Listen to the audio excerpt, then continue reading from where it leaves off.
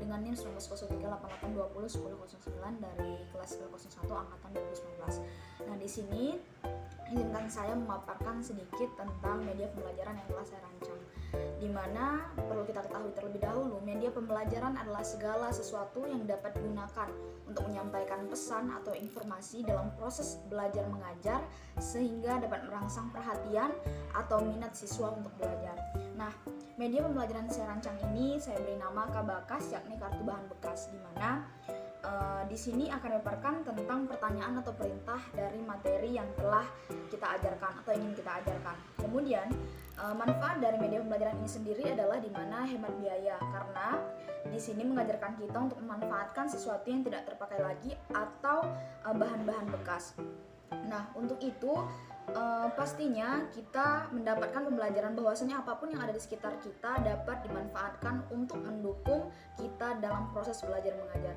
Sekian pengantar dari saya ucapkan terima kasih. Bismillahirrahmanirrahim. Assalamualaikum warahmatullahi wabarakatuh. Waalaikumsalam warahmatullahi wabarakatuh. Baik, bagaimana kabarnya hari ini? Baik, Bu. Alhamdulillah, kalian kalau baik semua dan semangat terus dalam belajar pastinya. Nah, sebelum kita memulai pembelajaran, ada baiknya kita berdoa terlebih dahulu, meminta kepada Ketua Kelas Fatihah Zopa, silakan memimpin doa pada hari ini. Baiklah, sebelum kita memulai pelajaran, berdoa mulai. Berdoa selesai. Baik, terima kasih Ketua Kelas yang telah memimpin doa, sehingga semoga pembelajaran kita pada hari ini jadi pembelajaran yang berkah. Nah, sebelum Ibu masuk pada materi hari ini, Ibu akan mengecek kehadiran kalian dulu. Mungkin anak-anak Ibu tahu ada yang tidak hadir pada hari ini. Sebutkan saja namanya. Nihil, Bu. Hari ini hadir semua, Bu. Baik, alhamdulillah jika semangatnya luar biasa untuk hadir ke kelas dan mengikuti pembelajaran. Nah, berhubung ini karena masih pagi, kan pastinya harus tetap semangat. Dan di hari ini kita akan belajar tentang materi baru terkait dengan cerpen atau cerita pendek. Nah, sebelum itu Ibu akan menyampaikan tujuan pembelajaran yang hari ini akan kita capai adalah ada 4 tujuan. Yang pertama adalah peserta didik dapat menelaah struktur cerita pendek. Kemudian peserta didik dapat menelaah aspek kebahasaan cerita pendek. Dan yang ketiga adalah peserta didik terampil mengungkapkan pengalaman dan gagasan dalam bentuk cerita pendek. Dan yang terakhir adalah peserta didik terampil mengungkapkan pengalaman dan gagasan dalam bentuk cerita pendek. Nah, kemudian sebelum kita lanjutkan pembelajaran pada hari ini, Ibu juga akan memberitahukan kepada kalian terlebih dahulu bahwasanya setelah Ibu menjelaskan materi ini, kita akan belajar dan bermain dengan media pembelajaran telah Ibu rancang. Nah, media pembelajaran ini tentunya Ibu rancang dengan sengaja untuk menunjang pembelajaran kita pada hari ini, di mana ini merupakan media pembelajaran Kabakas, yakni kartu bahan bekas, di mana pesan dari media pembelajaran ini adalah bahwasanya apapun yang ada di sekitar kita dapat kita manfaatkan dan tidak perlu merogoh kocek atau mengeluarkan modal untuk membuat media pembelajaran. Nah, media pembelajaran ini tentunya berisi pertanyaan dari materi yang telah Ibu jelaskan. Kemudian, bagi kalian yang dapat menjawab pertanyaan dan melakukan perintah dari media pembelajaran Kabakas ini akan mendapat 1 bintang yang tentunya memberikan keuntungan kepada kalian bahwasanya kalian akan terbebas dari ulangan harian terkait dengan materi cerita pendek. Nah, sampai di sini kalian dapat memahami apa yang Ibu sampaikan? Paham, Bu. Baik.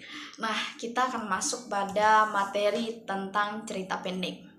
Nah, di sini kalian ada yang sudah tahu apa itu cerita pendek atau cerpen? Belum, Bu. Baik.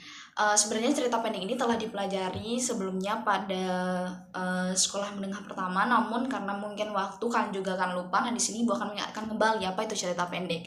Nah, cerpen merupakan salah satu karya sastra yang berbentuk prosa, di mana cerpen ada yang bersifat fiktif dan non fiktif. Nah, sebenarnya secara umumnya cerpen ini bersifat fiktif, namun ketika digabungkan dengan pengalaman pribadi seseorang yang dibumbui dengan imajinasi dan hal-hal yang berkaitan dengan pengalaman pribadi penulis, maka cerpen ini juga dapat dikategorikan sebagai non fiktif.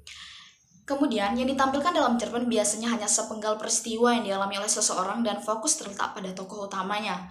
Nah, di sini dimaksudkan adalah yang membedakan cerpen dengan novel adalah bahwasanya cerpen ini hanya berkisar tentang suatu sepenggalan cerita, di mana biasanya lebih pendek daripada novel, sedangkan novel menceritakan secara detail sebuah peristiwa atau kejadian yang terjadi dalam kehidupan seseorang. Nah, kemudian cerpen biasanya juga diterbitkan dalam bentuk kumpulan cerpen. Ada yang tahu kumpulan cerpen biasanya disebut dengan? Antologi ya, Bu. Baik, benar sekali. Siapa yang menjawab tadi?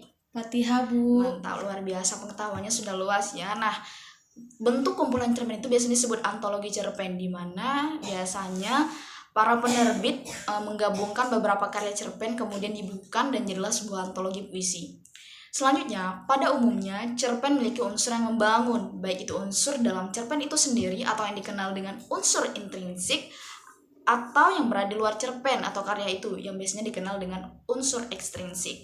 Nah, unsur intrinsik biasanya itu baik berbentuk tema, latar, amanat, setting, dan berbagai hal lainnya. Kemudian unsur ekstrinsik adalah yang berbentuk nilai moral, nilai agama, dan nilai sosial.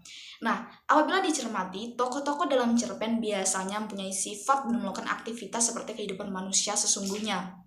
Nah, dengan kata lain, cerpen mengandung nilai-nilai kehidupan yang dapat dipetik dari masing-masing peran tokoh dalam cerpen itu.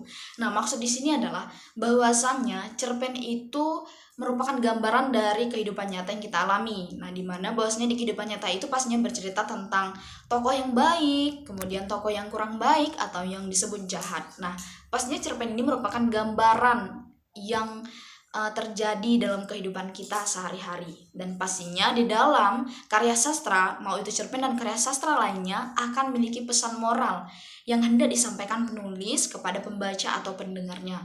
Nah, pesan moral ini pastinya berguna untuk sebagai pembelajaran dan nilai kehidupan.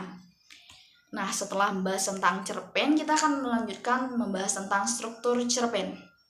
Nah, pasti anak-anak ibu sekalian akan bertanya, apa itu struktur cerpen? Struktur cerpen adalah berbagai tahapan yang mengisi suatu cerita pendek, dan umumnya sebuah cerpen memiliki struktur, yakni memiliki 6 struktur. Yang pertama adalah abstrak. Nah, apa sih itu abstrak? Nah, abstrak yaitu bagian yang memberikan gambaran awal atau intisari cerita yang hendak disampaikan. Kemudian selanjutnya adalah orientasi. Nah, orientasi itulah bagian yang mulai memperkenalkan tokoh dan latar dalam cerpen. Latar yang dimaksudkan dapat berupa waktu, suasana, atau kondisi dan juga tempat. Kemudian bagian selanjutnya adalah komplikasi. Apa itu komplikasi? Komplikasi yaitu bagian yang dalamnya akan disusun peristiwa yang menghubungkan sebab akibat, di mana pada tahap ini penulis memiliki tugas untuk menjaga karakter dan tokoh serta isi cerpen agar tetap menarik minat pembaca melalui penggambaran topik yang ada. Nah, bagian selanjutnya adalah evaluasi. Evaluasi merupakan pemaparan perjalanan konflik menuju klimaks untuk selanjutnya akan menemukan solusi. Nah, kemudian ada bagian resolusi. Resolusi adalah bagian konflik yang sudah bertemu dengan solusi dan peleraiannya. Dan yang terakhir adalah bagian koda. Nah, koda adalah bagian akhir yang menampilkan amanat atau pesan yang hendak disampaikan. Selanjutnya adalah ada aspek kebahasaan cerpen. Nah, aspek kebahasaan yang dimiliki oleh cerpen meliputi kosakata, majas, kalimat deskriptif, bahasa baku dan tidak formal. Kemudian, apa itu kosakata? Nah, kosakata adalah pilihan yang menjadi tolak ukur kualitas cerpen. Karena cerpen yang indah pasti memiliki kosakata atau pemilihan diksi yang tepat. Seorang penulis hendaknya juga memiliki perbendaharaan kosakata yang banyak, sehingga penciptaan alur dan kalimat dalam cerpen tersusun dengan indah. Selanjutnya ada majas. Nah, majas merupakan gaya bahasa yang juga berguna untuk memperindah sebuah cerpen. Dengan majas atau gaya bahasa, atau dikenal juga dengan bahasa kiasan, akan mengandung konotasi yang mana akan mengungkapkan makna tidak sebenarnya. Nah, kemudian ada selanjutnya kalimat deskriptif. Kalimat deskriptif berfungsi membangun gambaran dalam cerpen. Kalimat deskriptif dapat dituangkan dalam kalimat langsung dan tidak langsung. Dan biasanya kalimat ini juga digunakan untuk memperjelas alur, latar, dan suasana yang terjadi dalam cerpen agar lebih terlihat nyata. Kemudian selanjutnya adalah bahasa tidak baku dan tidak formal. Pada dasarnya, cerpen adalah karangan fiksi, maka penggunaan bahasa pada cerpen hendaknya lebih santai dan disesuaikan dengan kreativitas dan imajinasi pengarang. Nah, bahasa baku dan tidak formal ini tentunya disesuaikan juga dengan pembaca atau arah tulisan itu nantinya. ibu sekalian, karena tadi kita telah berpanjang lebar tentang materi cerpen. Kita telah sampai nih pada tahap yang ibu sampaikan di awal tadi, yakni bermain dengan media pembelajaran Kabakas. Apa itu Kabakas? Sudah ibu sampaikan juga, yakni kartu bahan bekas. Nah, di Kabakas ini terdiri dari beberapa bintang, di mana bintang itu terdiri dari beberapa nomor, di mana nanti kalian akan memilih pertanyaan atau perintah. Nah, ketika kalian mampu menyelesaikan pertanyaan atau perintah itu dan kalian akan mendapatkan 1 bintang, maka kalian akan dibebaskan dari ujian harian tentang materi cerpen ini. Baik, anak-anak ibu, siapa yang pertama kali berani bermain dengan Kabakas ini? Silakan, yang berani mengajukan diri. Saya, Bu. Baik, Riris Alfianti, nomor berapa, Riris? Nomor 2, Baik, pertanyaan atau perintah? pertanyaan. Baik, ibu akan bacakan pertanyaannya ya, dengarkan baik-baik.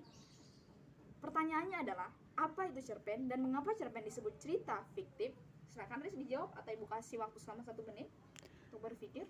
Baik, Ibu.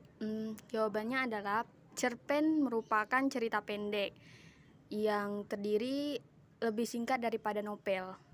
Dan mengapa cerpen disebut, gimana Ibu pertanyaan kedua? Cerita fiktif. Cerita fiktif karena cerpen tersebut mengisahkan tentang khayalan. Baik. Makasih, Bu. Baik, benar sekali. Boleh diapresiasi temannya Riris yang sudah berani, tepuk tangan.